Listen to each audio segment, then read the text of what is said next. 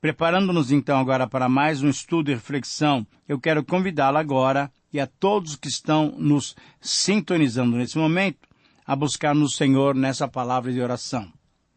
Pai querido, obrigado pela tua preciosa graça.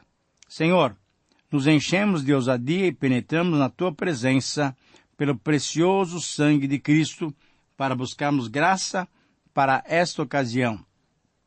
Senhor, te pedimos que a tua companhia seja experimentada por todos nós nos mais diversos lugares onde estivermos.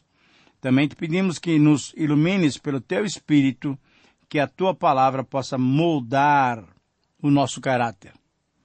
Nós oramos, agradecidos, te pedindo a tua bênção, em nome de Jesus. Amém. Fortalece a fé, conhecer nosso Deus.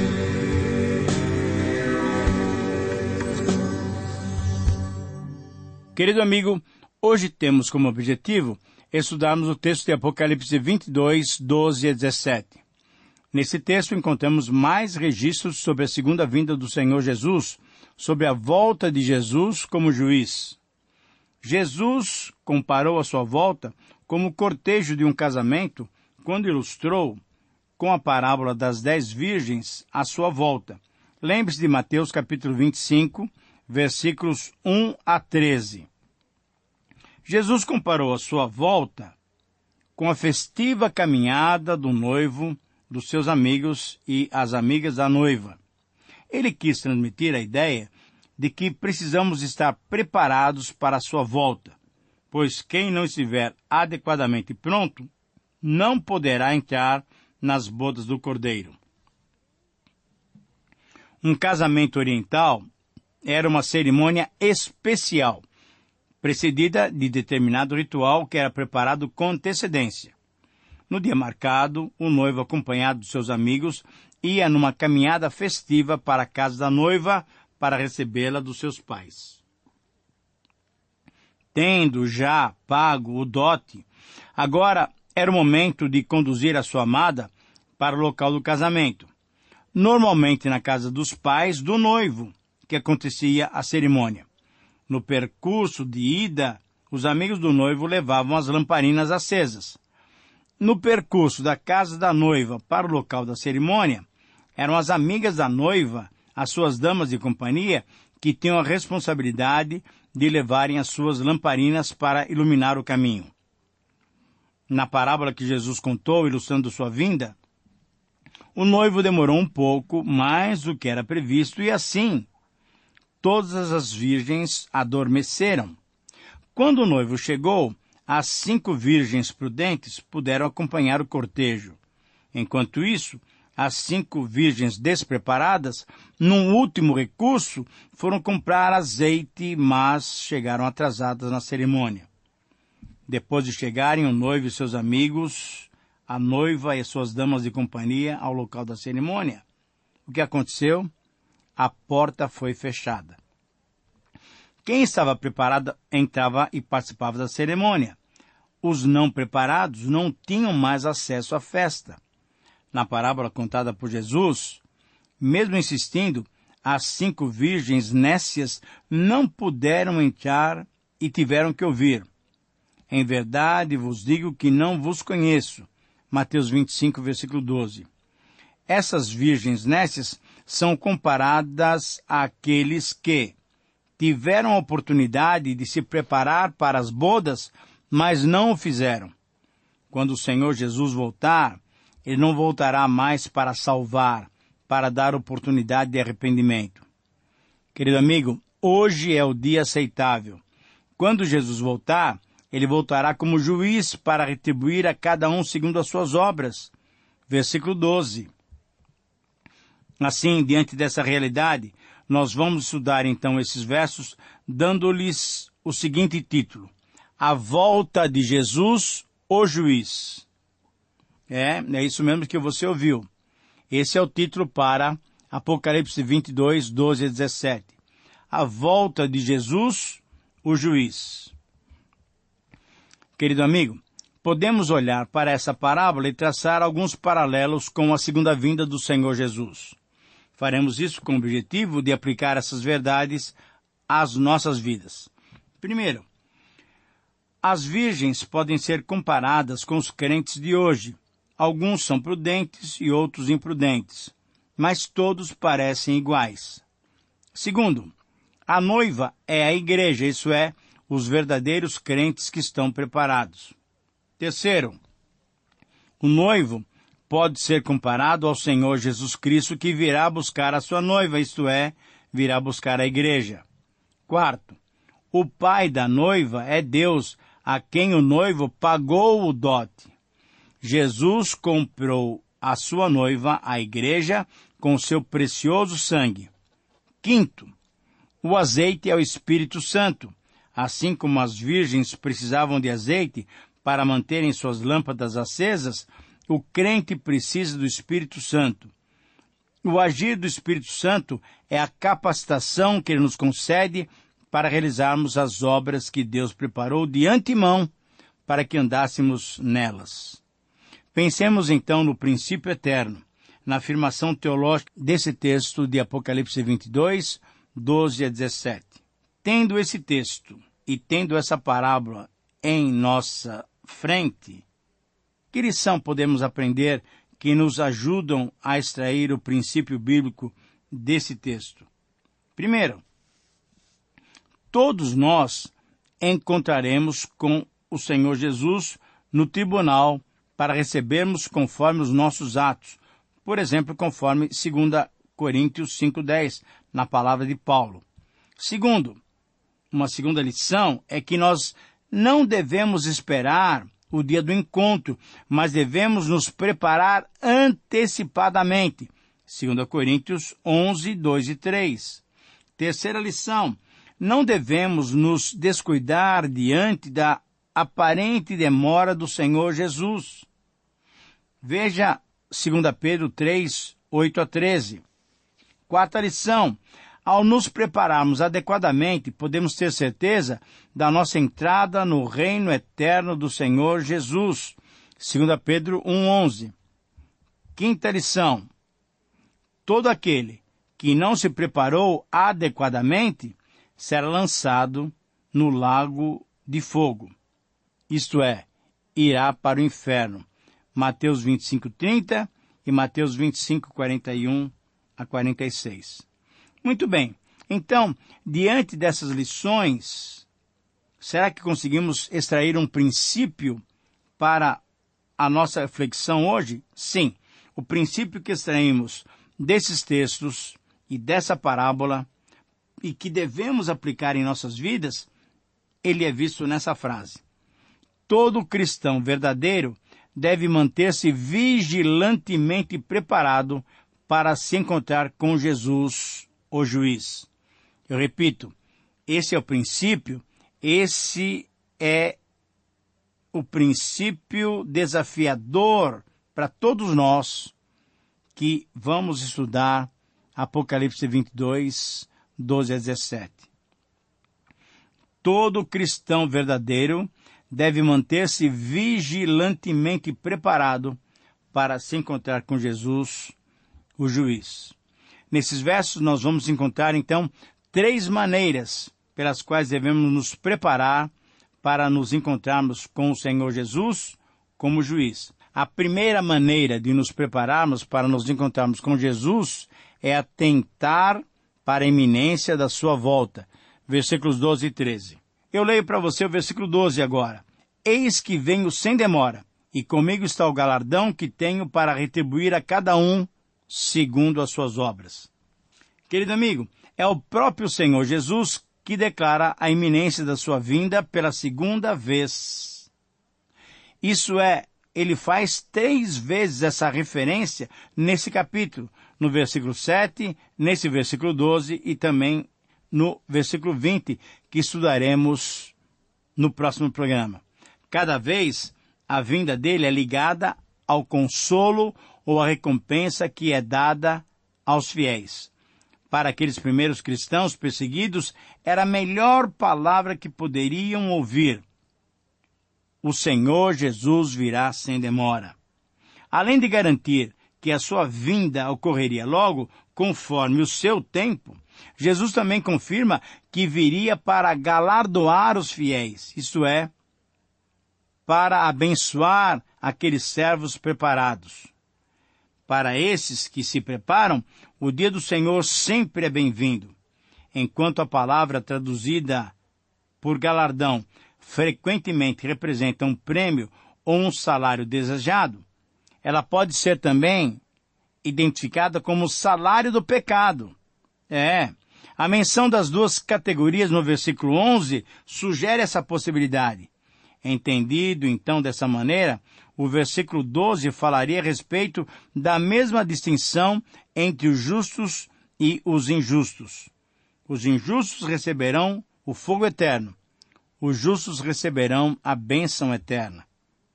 Por isso, o Senhor Jesus, lá no versículo 13, diz: Eu sou o Alfa e o Ômega, o primeiro e o último, o princípio e o fim. Nós já observamos o significado dessas afirmações nos comentários que nós fizemos no capítulo 1, versículo 8 e no capítulo 1, versículo 17. Também vimos essa mesma expressão lá no capítulo 21, versículo 6, alguns programas passados. Jesus fala com autoridade, porque ele é capaz de cumprir as suas promessas. Aqui temos uma afirmação da finalização, da concretização do plano da revelação, na qual ele mesmo se anunciou como aquele que era, que é e que ainda será. Por isso, então, ele é o Senhor soberano e ele voltará como juiz. A segunda maneira agora de nos prepararmos para nos encontrarmos com o Senhor Jesus é atentar para a necessidade da purificação. Eu leio para você também e explico os versículos 14 e 15. Bem-aventurados aqueles que lavam as suas vestiduras no sangue do Cordeiro, para que lhes assista o direito à árvore da vida e entrem na cidade pelas portas. Esse é o versículo 14. Então, aqui nós encontramos a sétima e a última das bem-aventuranças no livro. Todas elas foram estudadas. E, se você quiser anotá-las, eu vou dar a referência para você. Capítulo 1, versículo 3, capítulo 14, versículo 13, capítulo 16, versículo 15, capítulo 19, versículo 9, capítulo 20, versículo 6, capítulo 22, versículo 7, que vimos no programa passado, e nesse capítulo 22, versículo 14. Essas são as 7 bem-aventuranças do livro de Apocalipse. Agora, há uma questão sobre o texto original em relação à frase no sangue do Cordeiro, pois alguns manuscritos não a apresentam. Porém, porque ela não contém nenhuma dificuldade doutrinária, podemos considerá-la como válida. Realmente, somente quem se lava no sangue do Cordeiro é que pode se apresentar santo diante de Deus. Outros textos mostram claramente que é o sangue de Jesus que nos purifica de todo o pecado. Só o precioso sangue de Jesus pode nos purificar e nos fazer entrar no reino celeste, confirmando assim a impossibilidade de salvação pelas obras. Não, pelas obras não há salvação. Somente pela fé e através do arrependimento nós somos salvos. Purificados, então, no sangue do Cordeiro, os abençoados ganham acesso ao quê? A árvore da vida, isto é, a vida eterna que Ele garante para nós. Entraremos pelas portas da cidade, portas descritas nos versículos 12 e 13 do capítulo 21. Isso é, teremos liberdade nessa grande cidade, na cidade celestial. No versículo 15, nós encontramos agora uma palavra assim muito pesada, mas uma palavra verdadeira. Fora ficam os cães, os feiticeiros, os impuros, os assassinos, os idólatras e todo aquele que ama e pratica mentira. Se não entrar pelas portas, não passará pelas muralhas da cidade. Cães, na Bíblia, não eram animais de estimação. Não, Eram animais imundos e desprezados, usados várias vezes para representar pecadores e a sujeira do seu erro. Por exemplo, você vê isso em Salmo 22:16 e principalmente em Filipenses 3:2, quando Paulo chama os maus obreiros de cães. Os impuros, que foram citados no programa passado, também não poderão entrar. Todos os ímpios que não praticam a verdade não têm lugar nessa santa cidade. E aí então chegamos à terceira maneira de nos prepararmos para nos encontrarmos com Jesus. Isto é, quando nós confirmarmos a sua volta, atentarmos para essa realidade. Versículos 16 e 17, nós temos essas palavras. Eu, Jesus, enviei o meu anjo para vos testificar essas coisas às igrejas. Eu sou a raiz e a geração de Davi, a brilhante estrela da manhã. Querido amigo, aqui no final do livro, Jesus reforça dois fatos importantes da introdução. Primeiro, essa mensagem de revelação vem do próprio Senhor Jesus, isso é, vem dele mesmo. E essa mensagem foi dirigida especificamente, em primeiro lugar, às 7 igrejas citadas no início do livro. Nos capítulos 2 e 3 temos as cartas às igrejas. Mas, certamente, essa mensagem de Jesus é dirigida à igreja de todos os tempos e todos os locais. E Jesus, então, para confirmar sua palavra, ele se identifica de modo especial nesse verso. Eu sou a raiz e a geração de Davi, lembrando o rebento da profecia de Isaías 11:10 e também 11:1. A sua própria identificação, o Senhor Jesus faz. Eu sou a raiz e a geração de Davi, também como disse o evangelista Mateus, no capítulo 22, versículos 41 a 46. Isso é, ele é o leão da tribo de Judá, o único digno de abrir os selos e revelar o mistério de Deus. Mas ele se apresenta também como o quê? Como a brilhante estrela da manhã. Conforme nós temos estudado, quando a luz da madrugada se aproxima, a estrela da manhã anuncia o início de um novo dia. A noite escura acabou. Jesus, então, é a esperança do mundo quando o fim do pecado e da tribulação realmente acontecerem. Jesus é a esperança do mundo. Jesus é a brilhante estrela da manhã.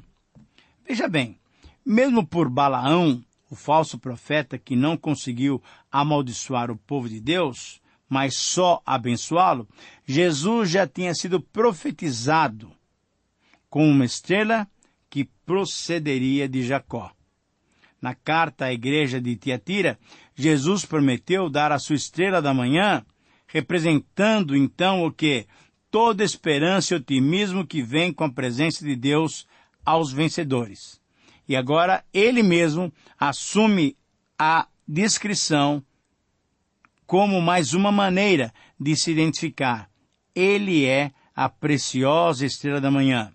É somente nele que temos esperança do amanhã, do novo, do eterno dia, onde a noiva estará na presença de Deus, onde não haverá mais noite e as trevas não existirão mais. Versículo 17, o Espírito e a noiva dizem, vem. Aquele que ouve, diga, vem. Aquele que tem sede, venha. E quem quiser, receba de graça da água da vida. Aqui temos um convite maravilhoso. A igreja e o Espírito Santo continuam clamando. Amém, assim seja, venha, venha. E ao mesmo tempo o Espírito Santo de Deus e o povo de Deus estendem esse convite aos outros. O convite é para que todos que ainda estão fora venham para essa santa cidade. quando relembramos o versículo 11, ainda estão de fora os injustos, os imundos, e quando detalhamos o versículo 15, ainda estão de fora os cães, feiticeiros, impuros, assassinos, idólatras e mentirosos. O convite é para que deixem isso tudo, deixem a imundícia e venham. Afastem-se da Babilônia e venham, entrem pelas portas da cidade santa. Até as últimas linhas do Apocalipse, a Escritura apresenta a mensagem do amor de Deus e do seu desejo de salvar os homens. A noiva, a igreja, oferece o mesmo convite. Nós que somos cristãos não devemos nos sentir contentes em receber as bênçãos da comunhão com Deus, sem anunciá-las aos outros. Devemos divulgar as boas novas de salvação. A santa cidade é grande, tem espaço para todos, desde que haja fé e arrependimento. A água da vida também é oferecido. Venha, a igreja convida a todos que têm sede de participar da plena manifestação da glória da redenção que também o Senhor Deus oferece. O convite é para que bebam da água da vida, que é pura como cristal, que vem do trono de Deus. Querido amigo, é fato que todos um dia hão de se encontrar com Jesus, mas você já pensou em como você estará nesse encontro? Você vai encontrá-lo nas nuvens ou vai estar no seu tribunal para ser julgado e condenado? Você receberá galardão ou punição? Hoje é o dia aceitável. Que Deus te abençoe e que a sua definição seja em favor de Jesus Cristo como Senhor e Salvador de sua vida. Um grande abraço, que Deus te abençoe. Terminamos mais uma apresentação do programa Através da Bíblia. Esperamos que você nos escreva, dando a sua opinião sobre o que ouviu. O nosso endereço é Caixa Postal 18.113, CEP 04626-970, São Paulo, São Paulo.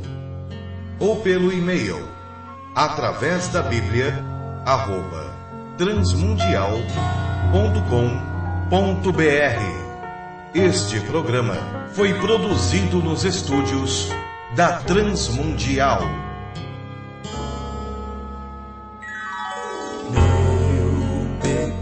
Sei, expirou na cruz, e por graça